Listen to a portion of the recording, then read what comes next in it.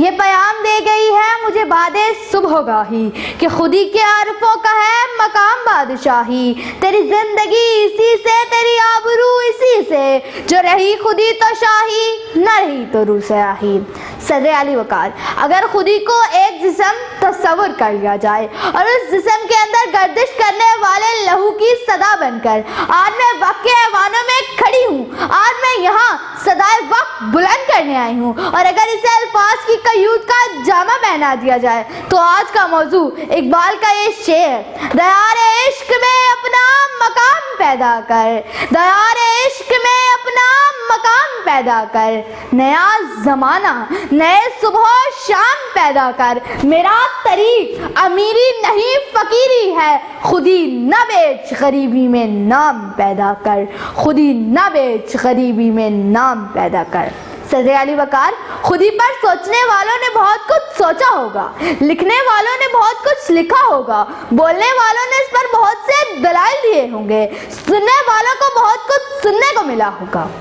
لیکن صدر علی وقار، سچی بات تو یہ ہے کہ خودی کو تو نہ کوئی پا سکا اور نہ ہی اسے آشکار کر سکا. اگر خودی کے موضوع کو جاننا ہے تو جاؤ شہدائے کربلا سے پوچھو، قاسم کی تکرار سے پوچھو، غزنوی کی یلغار سے پوچھو، حیدر کی تلوار سے پوچھو، تو پتہ چلے گا. خودی عزت ہے، خودی غیرت ہے، خودی حمیت ہے، خودی خون کی ندی ہے، خودی رب کو پا لینے کا نام ہے. اور یہ بات محتاج دلیل نہیں بلکہ ایک مسلمہ حقیقت ہے.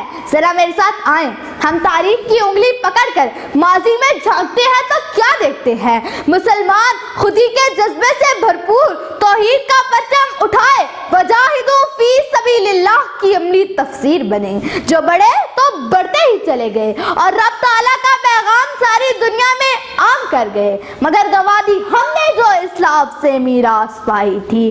پھر وقت نے ہمیں دکھایا کہ کرتبہ کے کتب خانے چلے، بغداد کا سارا علم فرات میں بہہ گیا.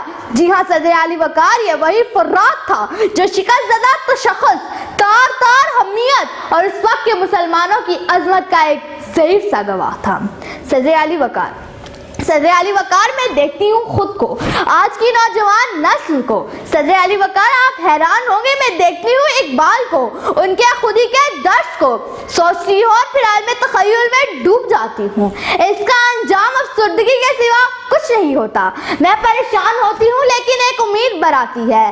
صدر علی وقار، جائیں تو جائیں کہاں، کرے تو کرے کیا؟ 9 نومبر کا دن تو خوشیوں کا دن تھا.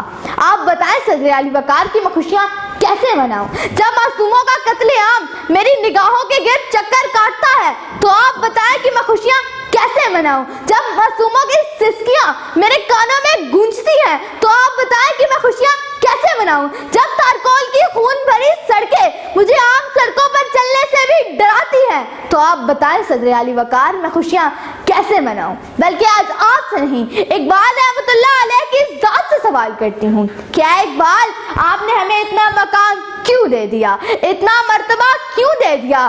شاہین کہہ دیا، مرد مومن کہہ دیا، قہاریوں فاریوں قدوسیوں جبروت کہہ دیا، ایسا مرد مومن کہہ دیا کہ جس کی اذانوں سے شبستان وجود کام اٹھتے تھے، جن کی ہیبت سے سمٹ کر پہاڑ رائی ہو جائے، جن کی ٹھوکر سے دو نیم صحرا اور دریا ہو جائے. مگر اے اقبال، میں آپ کو بتانا چاہتی ہوں کہ ہم اس مقام کے قابل ہرگز نہ تھے. ہم نے شاہین کا مطلب ہی نہیں جانا. یہ پاکستان اقبال کا پاکستان نہیں ہے. اقبال، تیرے دیس کا کیا حال سناؤں، تحقیقات و مر کھپ گیا اب کس کو جگاؤں، ملتا ہے کہاں خوشائے گندم کے جلاؤں. اقبال، تیرے دیس کا کیا حال سناؤں، جس دیس کے چپے چپے پر ہر سمت فحاشی پھیلی ہو، جس دیس میں ہر روز جہازوں سے امدادی تھیلے گرتے ہو، جس دیس میں غربت ماؤں سے بچے نیلام کراتی ہو، جس دیس میں سادہ لو انسان وعدوں پر ڈالے جاتے ہوں، جہاں سچائی کے مجرم بھی زندان میں ڈالے جاتے ہوں. اس دیس کے رہنے والوں پر آواز اٹھانا واجب ہے، اس دیس کے ہر لیڈر کو سولی پہ چڑھانا واجب ہے. اس لیے ہمارے لیڈروں نے خود تجاریاں تو پھاڑ لی مگر اس غریب الدیار قوم کا مضبوط قوم نہ بنایا، ہرگز نہ بنایا، بالکل نہیں بنایا. آپ سب کی سماعتوں کا شکریہ. ناظرین چینل کو سبسکرائب کر لیں اور بیل آئیکن پر کلک کر لیں تاکہ ہماری لیٹسٹ آنے والی ویڈیوز آپ کو ملتی رہیں.